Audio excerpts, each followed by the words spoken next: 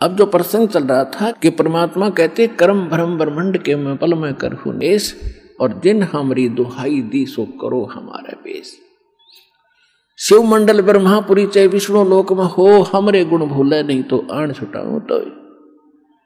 अब परमात्मा जब आप वहां कोई याद करेगा गलती कर गया जो प्राणी, तो फिर उसके साथ ऐसी बीतेगी। फिर वहां भी अगर ये गुण याद आ गया भगवान के, रब मैं तो गलती कर गया, बहुत नाश कर दिया, मैंने तो अपना जीवन बैठा दिया, तो फिर वहां से भी छुड़वा लिया होगा भगवान, और फिर मनुष्य जन्म दे देगा, आपकी शेष पूंजी बची रह जाएगी।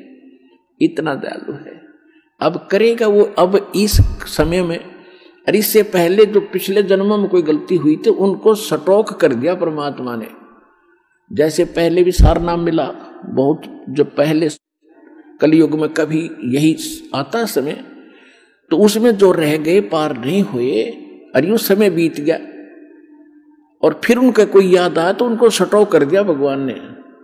वहां यह एक मिनी सतलोक है भगवान का अलग से, और उनको रखा हुआ सुरक्षित, उनकी पूंजी नाश नहीं होने दी। अब आपके घरों में आपके जो संतान पोता पोती दोता दोती जो आएंगी, जो नाम ले रहे हैं, उनके घरों में वो पुण्यकर्मी प्राणी आएंगे जिनकी शेष भक्ति रह गई थी गलती से।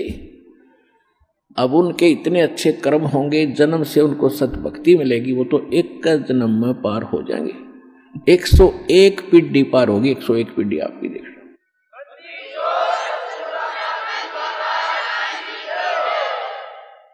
और 101 पीढ़ी पूरा होने में लगभग 1-2 हजार वर्ष अवश्य लगेंगे। तो 1-2 हजार वर्ष तक ये भक्ति चलेगी, ये मोक्ष होगा।